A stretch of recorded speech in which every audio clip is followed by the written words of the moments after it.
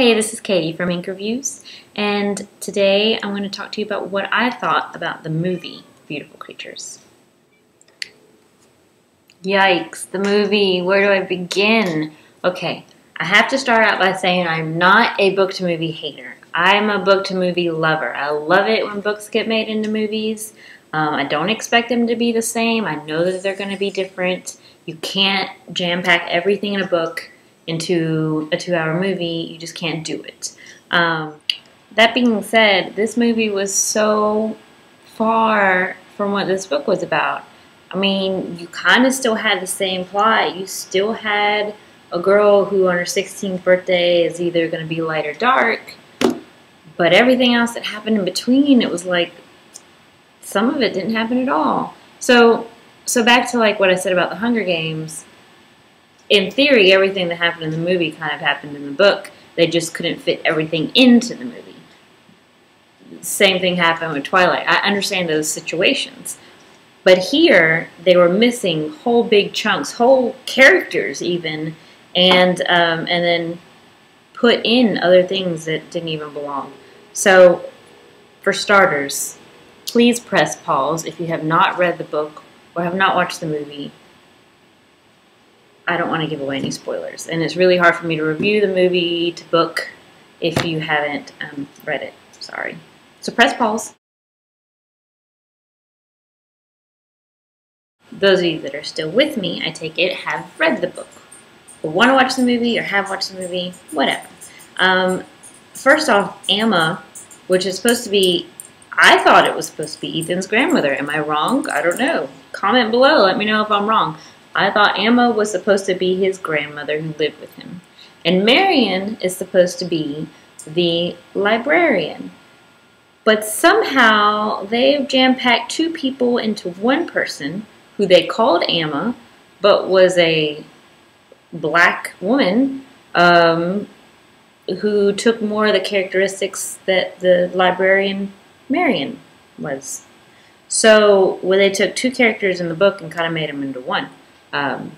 Called it Amma, took care of him, but yet ran the library. While we're on the subject of characters, they didn't have a dad. Ethan's dad, I know he was a recluse in the book, but he at least showed up.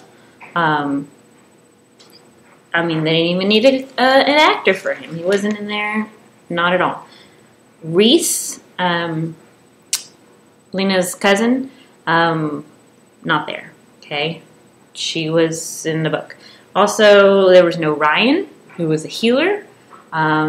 He wasn't in the movie because there was no need for him in the movie. Because the ending scene where you would need Ryan's powers, no, nothing. So there was no dad, no Reese, no Ryan.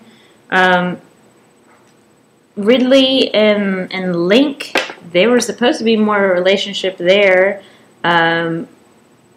Nothing, not really. And then there was a major change with Lena making Ethan not remember who she was. That's a major change to the plot line. I mean, in the book, he's aware of everything that's happening to the very end and even afterwards.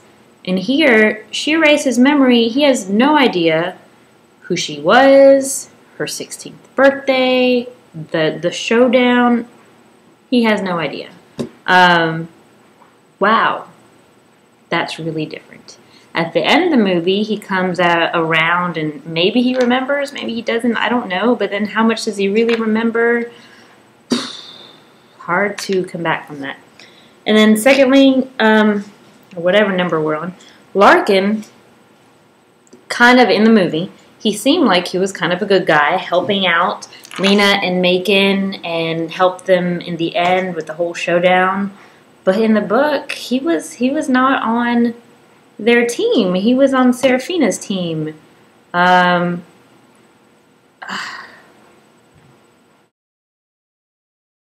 So my final thoughts. They could have made a better movie out of this. They could have tried to stay close to somewhat of the original plot. But to make main characters in the books forget what is even going on. I mean, when you change the plot that large, when you go from having someone who's a bad guy in the book to being presumably a good guy, I mean, you really changed up the whole book. So, I mean, I'm usually always a fan of books to movies. In this case, I don't even think they were even trying to stay close to the book. They tried to throw in a whole bunch of other different things, and I don't think it worked any better than what it would have been if they would have stayed close to the plot. I think the adaptation fell a little short. So that's what I think about Beautiful Creatures from the book to the movie. And let me know what you think. Did you read the book? Did you watch the movie? Oh, please let me know what you think. I'm dying to know. And then don't forget to visit us at our blog right here. And check out my review that I just wrote for Beautiful Creatures. I would love it. And I love comments. And thanks for watching. Talk to you later. Bye-bye.